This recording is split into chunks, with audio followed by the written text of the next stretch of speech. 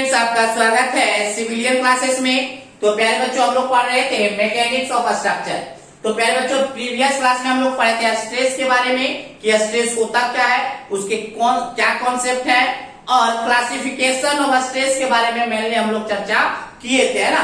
तो प्यारे बच्चों, आज एक नया टर्म पढ़ने जा रहे हैं जिसका नाम है स्ट्रेन। जिसका क्या नाम है? स्ट्रेन। तो देखिए प्यारे बच्चों,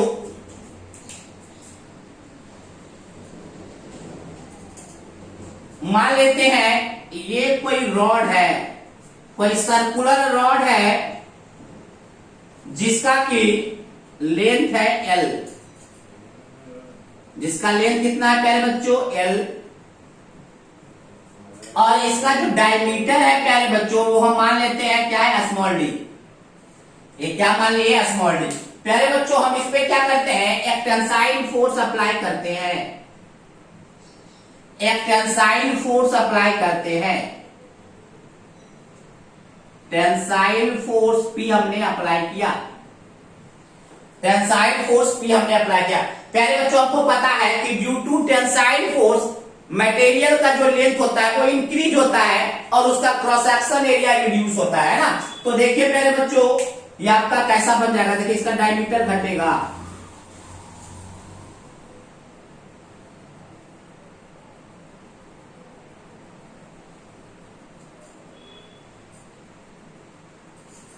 देखिए प्यारे बच्चों, इसका लेंथ जो हो गया L प्लस डेल्टा L हो गया। लेंथ कितना हो गया? L plus delta L। अगर हम इसके लेंथ के बारे में करें तो लेंथ इसका बढ़ गया। क्यों? Due to tensile force. कितना हो गया? L plus delta L। अगर हम इसके डायमीटर के बारे में बात करें, इसका डायमीटर देखिए घट गया। पहले स्मॉल डी था तो अब घट के कितना हो गया? D माइनस डेल्टा डी घट गया।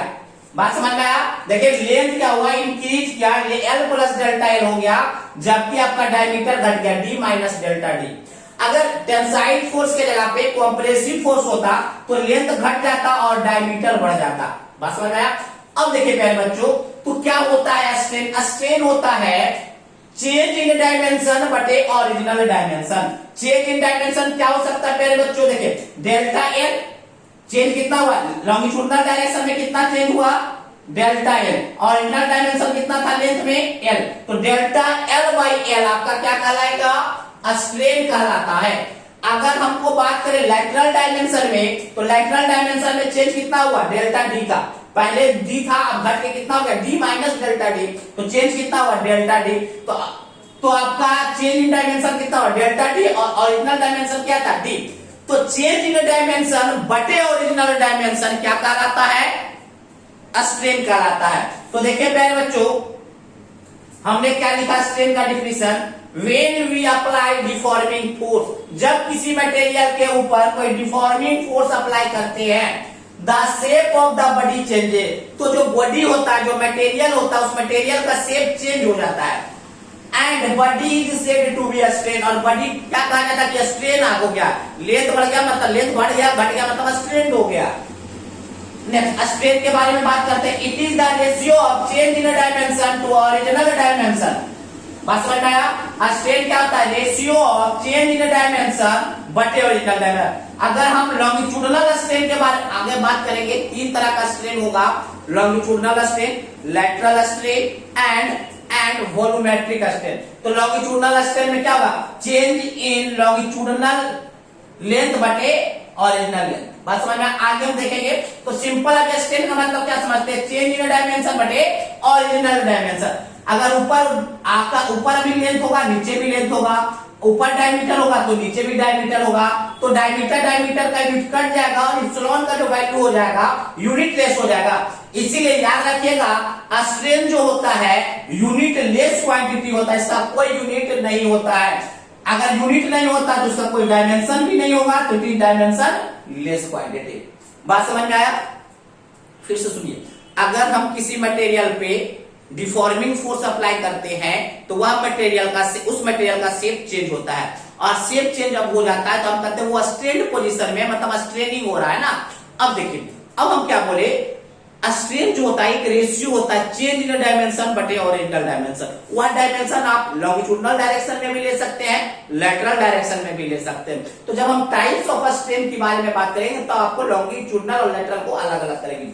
फिलहाल स्ट्रेन को हम डिनोट करेंगे साई से, इस तरह से साई से, इसको साइन इसको इप्सिलॉन कहा जाता है। क्या कहा जाता है? इप्सिलॉन, ठीक है ना। तो स्ट्रेन को डिनोट करने के लिए इप्सिलॉन आता है। इप्सिलॉन क्या होगा? चेंज इन डायमेंशन बटे ओरिजिनल डायमेंशन। और ये क्या होता है? यूनिटलेस क्वांटिटी होता है, दैट मींस डायमेंशनलेस क्वांटिटी होता है। तो चलिए पहले बच्चों इसको नोट डाउन कर लीजिए। अब हम पढ़ेंगे टाइप्स ऑफ स्ट्रेन के बारे में, है ना। चलिए नोट डाउन कीजिए।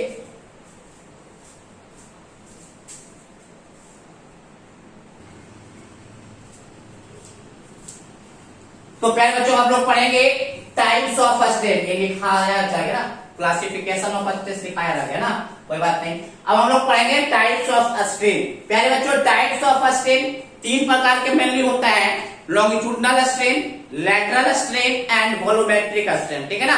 तो देखिए पहले बच्चों सबसे पहले हम लोग बात करेंगे लॉन्गिट्यूडनल स्ट्रेन को। पहले बच्चों लॉन्गिट्यूडनल स्ट्रेन उसी को बोला जाता है लीनियर स्ट्रेन या उसी को बोला जाता है सिंपल स्ट्रेन। अगर आपको कोई स्ट्रेन बोलता है तो इसका मतलब आपको समझना है लॉन्गिट्यूडनल स्ट्रेन। आपको सिर्फ बोला जाएगा स्ट्रेन तो समझना है लॉन्गिट्यूडनल स्ट्रेन। तो देखिए पहले बच्चों क्या होता है लॉन्गिट्यूडनल स्ट्रेन या सिर्फ strain, it is the ratio of change in length to original length of material. अगर मान लीजिए ये कोई मटेरियल है जिसका ओरिजिनल लेंथ एल है, मटेरियल का लेंथ चेंज हो गया, कितना हो गया? L plus delta L. तो चेंज इन लेंथ बटे ओरिजिनल लेंथ, तो चेंज इन लेंथ कितना हुआ? डेल्टा एल का चेंज हुआ है और ओरिजिनल लेंथ क्या है? एल है। तो डेल्टा एल बटे एल क्या हो जाएगा? स्ट्रेन का वैल्यू हो जाएगा, या लॉन्गिट्यूडनल स्ट्रेन बोलिए चाहे आप इसको लीनियर स्ट्रेन बोलिए। बात समझ में आ गया? चलिए ये आप देखिए पहले ये भी स्ट्रेन है, चेंज इन लेंथ बटे ओरिजिनल लेंथ मतलब स्ट्रेन है मतलब यूनिटलेस है, स्ट्रेन है मतलब यूनिटलेस है। तो ये आपका था लॉन्गिट्यूडनल स्ट्रेन। अब हम बात करेंगे लेटरल स्ट्रेन के बारे में, ठीक है ना। चलिए नोट डाउन कर लीजिए।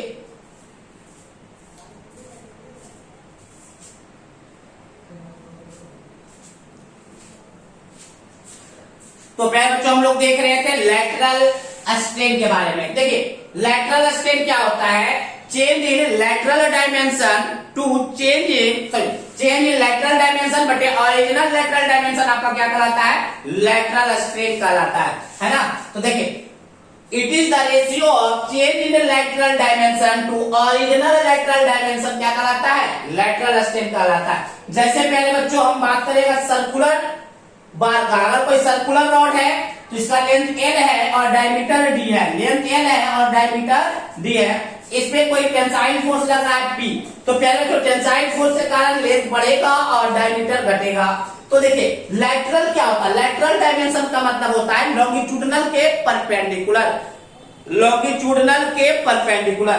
तो अगर हम लॉन्गिट्यूडनल के परपेंडिकुलर का बात करें तो इस लेंथ के परपेंडिकुलर कौन सा डायमेंशन है? आपका डायमीटर ही तो है। ये देखिए ये आपका लेंथ है, तो लेंथ के परपेंडिकुलर डायमेंशन यही है ना, तो ये डायमेंशन क्या कहलाएगा सर्कुलर में? आपका डायमीटर कहलाएगा। इसीलिए ईडी लैटरल स्ट्रेन को ईडी से डिनोट करेंगे और यहाँ पे क्या हो जाएगा? डेल्टा डी बटे ओरिजिनल डायमेंशन कितना है? डी। तो ये किसके लिए हो जाएगा? ये आपका हो जाएगा सर्कुलर रॉड के लिए हो जाएगा, सर्कुलर रॉड के लिए। अगर सर्कुलर रॉड का लेटरल स्ट्रेन निकालना हो तो हमारा क्या होगा? डेल्टा डी बटे डी, जहां पे डी क्या है? डायमीटर है। अब देखिए पहले बच्चों ये कोई रेक्टेंगुलर है, रेक्टेंगुलर। तो पहले बच्चों देखिए ये अगर लेंथ है तो ये डेप्थ होगा, ये विड्थ होगा। जैसे ही हम टेंसाइल फोर्स लगाएंगे तो लेंथ तो आपका बढ़ेगा बट आपका डेप्थ और विड्थ दोनों का दोनों घटेगा। तो अगर रेक्टेंगुलर केस में लेटरल डायमेंशन निकालना रहे तो क्या हो जाएगा? चेंज इन विड्थ बटे ओरिजिनल विड्थ ये भी हो जाएगा और चेंज इन डेप्थ बटे ओरिजिनल डेप्थ ये भी हो जाएगा। क्योंकि पहले बच्चों रेक्टेंगुलर के केस में जो आपका लेटरल डायमेंशन होता है दो होता है। लेटरल का मतलब हमने क्या बोला? लॉन्गिट्यूडनल के परपेंडिकुलर। तो लॉन्गिट्यूडनल के परपेंडिकुलर विड्थ भी होता है और डेप्थ भी होता है। तो आपका लेटरल स्ट्रेन क्या हो जाएगा? चेंज इन विड्थ बटे original width, change in depth बटे ओरिजिनल डेप्थ दोनों हो जाएगा। किसके केस में? रेक्टेंगुलर सेक्शन के केस में, रेक्टेंगुलर क्रॉस सेक्शन बीम के केस में। ठीक है प्यारे बच्चों, तो ये हमारा था लैटरल स्ट्रेन। ये क्या था? Lateral strain. अब बात हम लोग करेंगे वॉल्यूमेट्रिक स्ट्रेन का। तो अभी तक हमने टाइप्स ऑफ स्ट्रेन में पढ़ा लॉन्गिट्यूडिनल स्ट्रेन, फिर हमने पढ़ा लैटरल स्ट्रेन। अब हम लोग पढ़ेंगे वॉल्यूमेट्रिक स्ट्रेन। ठीक है ना? तो चलिए नोट डाउन कर लीजिए।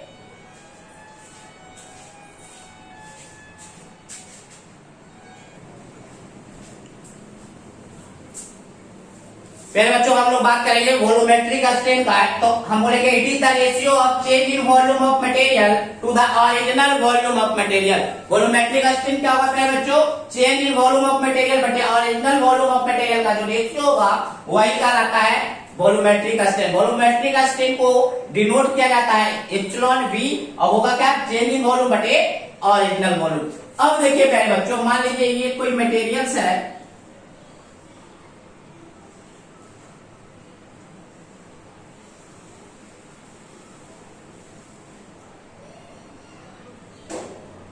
मान लीजिए पहले बच्चों ये कोई मटेरियल्स है, ये हम एक्स एक्सिस बना दिए, ये एक्स एक्सिस है, ये वाई एक्सिस है, और ये आपका जेड एक्सिस है। ठीक है ना? ये आपका जेड एक्सिस है। तो देखिए पहले बच्चों एप्सिलॉन वी क्या बोलेंगे? लेंथ में चेंजिंग प्लस लैटरल डायमेंशन में चेंजिंग, मतलब एक्स डायरेक्शन में, वाई डायरेक्शन में, प्लस जेड डायरेक्शन में। तीनों डायरेक्शन में जो स्ट्रेन होगा उसी का समेशन क्या कहलाएगा? Strain, volumetric strain. तीनों डायरेक्शन में जो स्ट्रेन होगा उसका समेशन क्या कहलाएगा? Volumetric strain. और ये भी क्या होगा पहले बच्चों? यूनिटलेस क्वांटिटी, क्योंकि स्ट्रेन है मतलब यूनिटलेस क्वांटिटी वो होगा। तो देखिए पहले बच्चों हमने पढ़ा आज स्ट्रेन होता क्या है, फिर हमने पढ़ा टाइप्स ऑफ स्ट्रेन के बारे में हम लोग देखें। अब चलिए हम लोग नया टर्म देखेंगे, पहले आप इसको नोट डाउन कर लीजिए।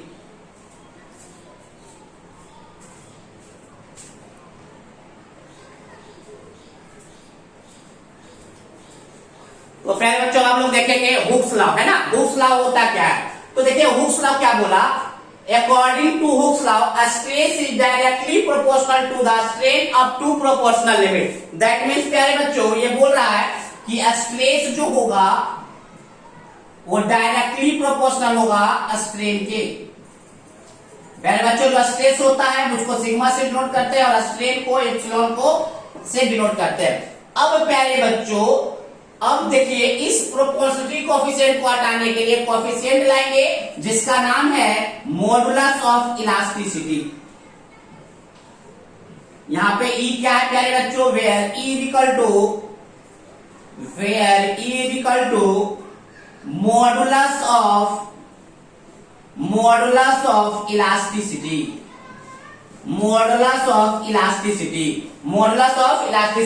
अगर हम बात करें यंग्स मॉडुलस का, ई बराबर क्या हो जाएगा? स्ट्रेस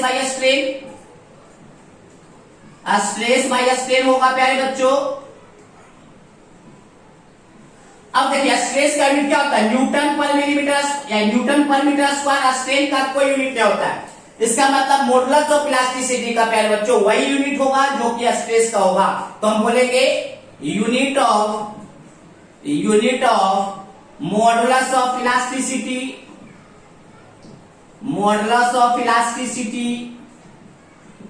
इज न्यूटन पर मीटर स्क्वायर। दैट मीन जो स्ट्रेस का यूनिट होता है वही आपका मॉडुलस ऑफ इलास्टिसिटी का होता है। अब देखिए पहले हुक्स लॉ क्या बोला? According to Hooke's law stress is directly proportional to the strain up to proportional limit. Proportional limit क्या होता है पहले बच्चों? जब हम माइल्ड स्टील का स्ट्रेस स्ट्रेन डायग्राम बताएंगे तो समझ में आएगा ना। बट हुक्स लॉ के अकॉर्डिंग प्रोपोर्शनल लिमिट तक कोई भी मटेरियल का स्ट्रेस जो होता है डायरेक्टली प्रोपोर्शनल क्या होता है? स्ट्रेन होता है। डायरेक्टली प्रोपोर्शनल क्या होता है? स्ट्रेन होता है। ठीक है प्यारे बच्चों, तो चलिए इसको नोट डाउन कर लीजिए और याद रखिएगा strain is directly proportional strain. तो प्यारे बच्चों इस प्रोपोर्शनलिटी कोएफिशिएंट को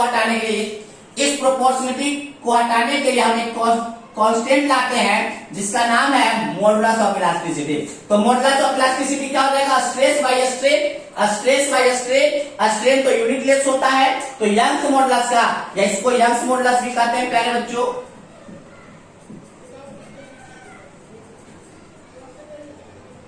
तो मॉडुलस ऑफ इलास्टिसिटी का वही होगा यूनिट जो कि आपका स्ट्रेस का होता है। ठीक है प्यारे बच्चों,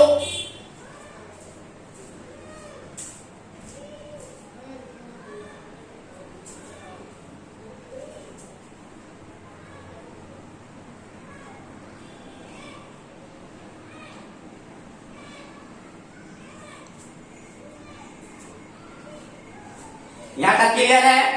यहां तक क्लियर है प्यारे बच्चों? चलिए इसको नोट डाउन कर लीजिए। तो आज के लिए बस इतना ही। अगले क्लास में हम लोग पढ़ेंगे नया कॉन्सेप्ट। प्यारे बच्चों हुक्स लॉ बहुत ही इंपॉर्टेंट है, यहाँ से बहुत सारे सवाल, बहुत सारे न्यूमेरिकल पूछे जाएंगे इस पे।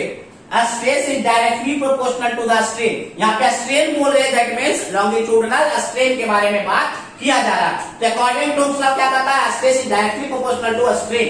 प्यारे बच्चों इस पे बहुत सारे न्यूमेरिकल बनाए जाएंगे जो कि हम लोग अगले क्लास में चर्चा करेंगे। तो आज के लिए बस इतना ही। Thank you.